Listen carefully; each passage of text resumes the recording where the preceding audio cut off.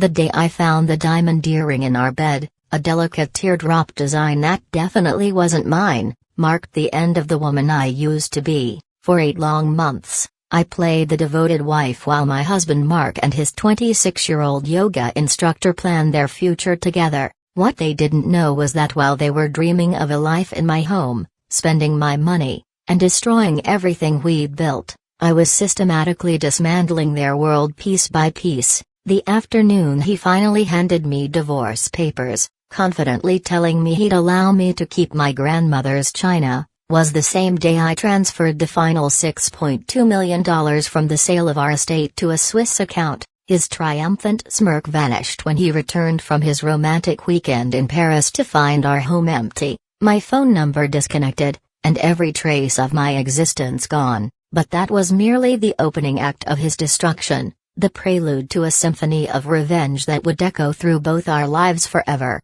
Hello beautiful souls, and welcome back to our channel. My name is Isabella, and if you're new here, you've arrived at the perfect moment. This isn't just a story about infidelity or divorce, it's about the transformation of a woman who refused to be a victim, who took her pain and forged it into a weapon, who discovered that sometimes the quietest people are the most dangerous. This journey spans years and continents, taking us from the glittering heights of Beverly Hills society to the quiet anonymity of a European village, and finally to a federal courtroom where everything would be decided. Before we dive into this emotional saga, make sure you've subscribed to our growing family and click that notification bell so you never miss one of our empowering real-life stories. I'm genuinely curious, where are you joining us from today? Please share your city in the comments. From the bustling streets of Chicago to the sunny beaches of Miami, from the rainy skies of Seattle to the historic avenues of Boston, your stories and support mean everything. For 18 years, I was Isabella Montgomery, the perfect executive wife, the woman who remembered every business associate's birthday, who could plan a fundraiser for 200 people with 3 weeks' notice, who knew which wine paired with which entree, and which conversation topics to avoid with which investor's wife. My husband Mark had transformed Montgomery Investments from a small brokerage firm operating out of our garage into a $300 million financial empire, and I was the polished accessory who complemented his success, the beautiful, silent partner who made everything look effortless. Our life in the Beverly Hills estate was the stuff of fantasy, at least through the windows our neighbors and society reporters peered through. The Spanish-style mansion with its red-tiled roof and arched doorways, the Olympic-sized pool that glittered under California sun, the home theater with plush velvet seats, the rose gardens I cultivated with loving attention, every detail curated to perfection. Society pages called us the golden couple, and for years, I believed our own publicity. What the cameras didn't capture was how Mark's embrace had gradually become more perfunctory than passionate. How business trips had mysteriously multiplied over the past 2 years. How he'd started password protecting his phone and computers with a fervor that felt new and unsettling. The man who once left love notes in my purse now barely remembered our anniversary. The red flags had been waving boldly for months if I'd chosen to see them. The new, trendier wardrobe that seemed too youthful for his position and age. The mysterious charges on our credit cards for luxury hotels and jewelry stores I'd never visited. The way he'd suddenly remember urgent international calls right in the middle of our anniversary dinner. But love has a way of painting over cracks with denial, and long marriage convinces you the foundation remains solid even when the walls are crumbling. The devastating truth arrived on a humid August afternoon that smelled of jasmine and impending rain. I was organizing Mark's study for his upcoming investor retreat when his old tablet, one he thought had died years ago, flickered to life while I was charging it to clear out old electronics. There it was, a folder labeled New Beginning containing meticulously organized spreadsheets of our combined assets, emails to multiple lawyers discussing divorce strategies, and hundreds of photos of him with a young blonde woman named Brittany. According to their messages, she was a 26-year-old yoga instructor from Santa Monica who made him feel alive again and understood his soul in ways I never could. The most heartbreaking document was the detailed schedule they'd crafted together, 8 months until Isabella is removed. They'd even selected names for their future children and picked out schools. The cold, corporate language of it, as if I were a business problem to be solved rather than a woman he'd promised to love forever, struck me with physical force. I collapsed into his $1,000 office chair, surrounded by the awards and accolades I'd helped him achieve, and felt something fundamental shift inside me. The pain didn't dissolve into tears or hysterics, it crystallized into something sharp, focused, and relentless. This wasn't just a marital crisis, this was a betrayal of nuclear proportions, and I would respond in kind. That evening, when Mark returned home smelling of expensive cigars and a floral perfume I'd never worn, I didn't scream or cry or confront him. I served him the beef Wellington he adored, poured his prized Bordeaux, and listened with apparent fascination to his fabricated stories about working late at the office. I had become the star performer in the theater of our marriage, and he remained blissfully unaware that the final act was approaching, and that I would be writing the ending. The next morning, as he left for work whistling, a sound that once made me smile but now made my stomach clench, I initiated my counter-operation. I called it Project Rising because, like the mythical phoenix, I would rise from the ashes of my marriage stronger and more powerful than before. My first appointment was with Daniela, my childhood friend who happened to be one of the most formidable forensic accountants in the country. When I showed her the digital trail I'd discovered, her expression shifted from sympathy to grim determination. "He has no clue what's about to hit him, does she?" she said, already opening her laptop and connecting external drives. "Not even a hint," I replied, my voice steady despite the storm raging inside me. "And I want it all, Daniela.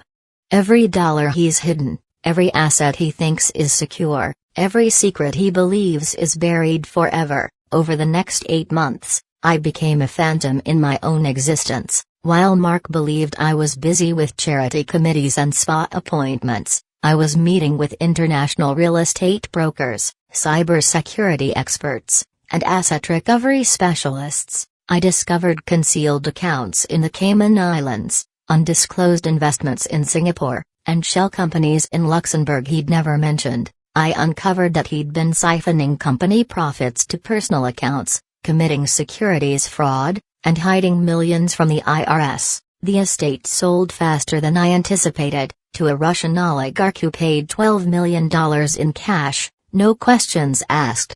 The funds disappeared into accounts Mark couldn't access or even locate. I methodically liquidated our joint holdings, transferred the antique collection to a secure vault in London, and closed every financial avenue he could use. During this time, I also began my own transformation. I dyed my chestnut hair a honey blonde, started wearing colored contacts, and began dressing in styles Mark would have deemed unbefitting my station. I took self-defense classes, changed my walking gait, and even worked with a voice coach to slightly alter my speech patterns. I was creating a new identity, one that Mark wouldn't recognize if he passed me on the street. The moment of truth came on a crisp autumn morning that smelled of wood smoke and dying leaves. Mark sat across from me at our custom-made Italian breakfast table, looking particularly self-satisfied. "Isabella," he began, with that condescending tone I'd learned to despise over the years. "We need to discuss our situation." "Of course, darling," I said, stirring my coffee slowly, watching the cream swirl into the dark liquid. "What's on your mind?" "I'm unhappy," he declared, as if announcing a business decision rather than the destruction of our life together. "We've become different people. I want a divorce." I placed my spoon down precisely beside the saucer. "How unfortunate timing," he flashed that arrogant grin I'd grown to loathe. "I know this is difficult, but my legal team has advised me. I'm prepared to be reasonable. You can keep your jewelry, and I'll provide $250,000 to establish yourself elsewhere. Given that you haven't worked in 18 years, I'd say that's more than generous." I stood, moving gracefully to the window where the final moving van was disappearing down our tree-lined driveway. "That's very generous of you, Mark. But I believe I'll take everything instead." His smile dissolved into confusion. "What are you talking about?" "The estate sold 3 weeks ago," I stated calmly, watching his reflection in the window pane. "The proceeds are in Switzerland. Your investment portfolios are empty.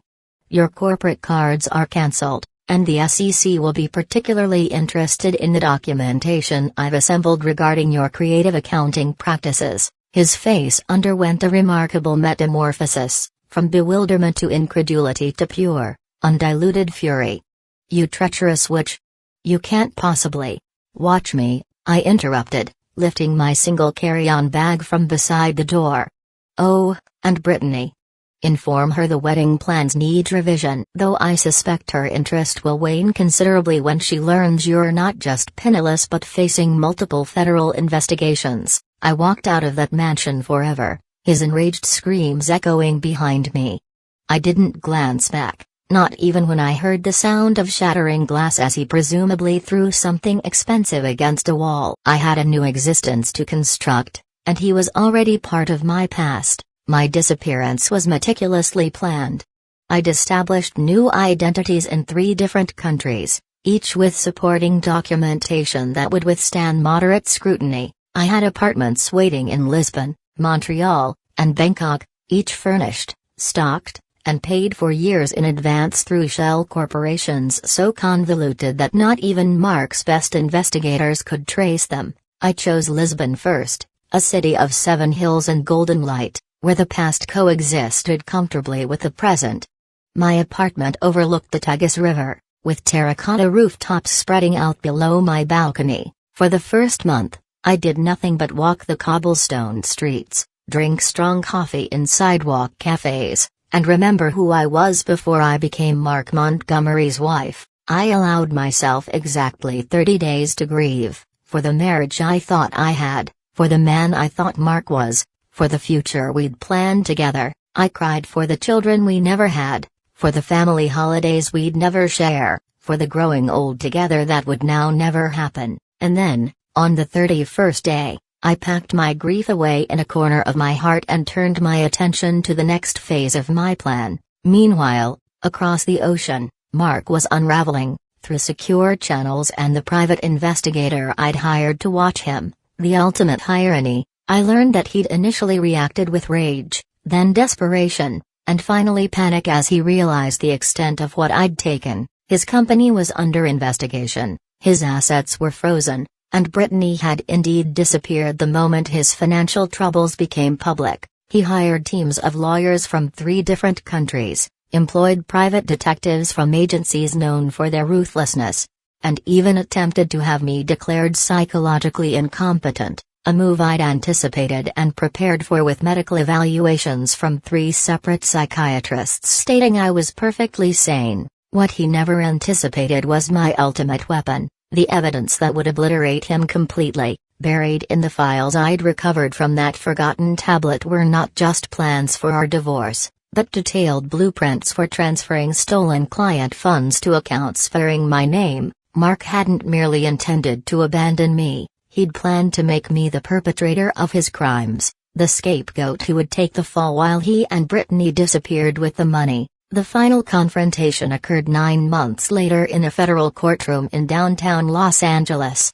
I returned to the city I'd fled, but this time I came as a different woman, stronger, sharper, and armed with enough evidence to ensure Mark would never see the outside of a prison cell. Mark believed he could demonstrate I'd acted unlawfully in liquidating our assets, but he never imagined what awaited him. As his high-priced attorney presented his argument about my mental instability and financial irresponsibility, my lawyer, a brilliant woman named Sophia who specialized in taking down powerful men, rose with a simple document box. "Your Honor," she announced in a voice that carried through the packed courtroom, "we possess evidence that Mr. Montgomery has been systematically embezzling from his clients for 7 years. And that he orchestrated an elaborate scheme to implicate my client in these crimes." The files I'd recovered contain more than divorce plans. They held detailed instructions to his assistant about transferring stolen client funds to accounts in my name,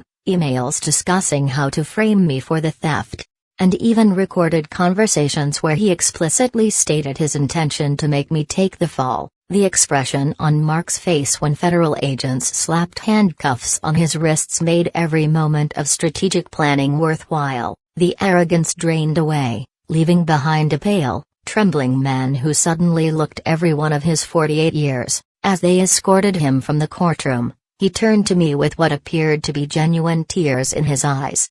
"Why, Isabella? We built everything together.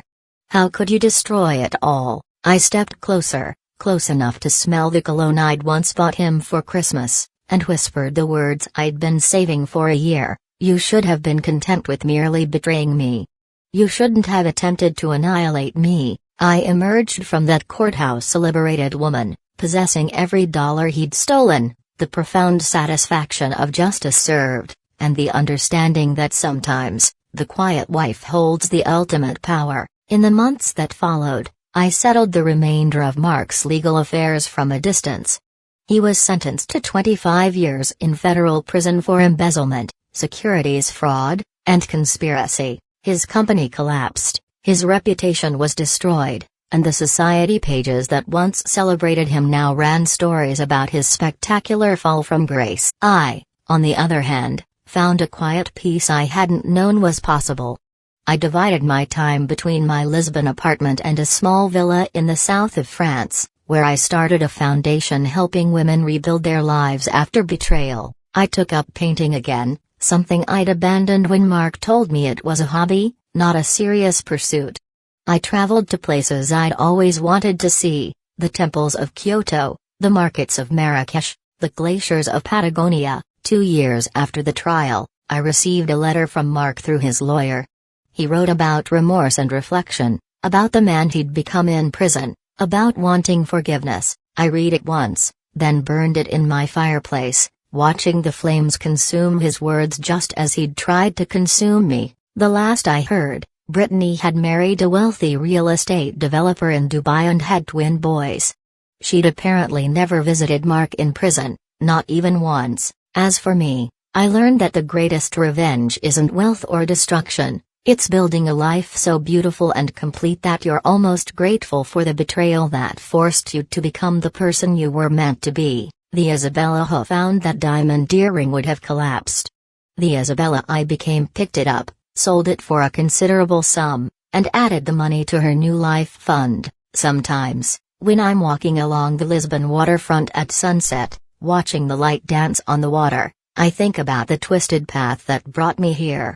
And I'm grateful for every painful step, because they led me to myself. Did this story of calculated revenge and personal transformation resonate with you? I'd love to hear your thoughts in the comments below. What would you have done differently in my position? Have you ever faced a betrayal that transformed you? And please don't forget to share which city you're watching from. I read every single comment and love connecting with our community across the globe. If narratives of justice, empowerment, and rebuilding after heartbreak inspire you, please consider supporting our channel by clicking the super thanks button. Your encouragement helps me bring more incredible real-life stories to our community and supports the Women's Foundation I mentioned. Thank you for watching, for your incredible engagement, and for being part of this wonderful journey. There are more remarkable stories waiting for you here, so ensure you're subscribed for our next upload. Until we meet again, remember, sometimes the most powerful storms begin as the quietest breezes.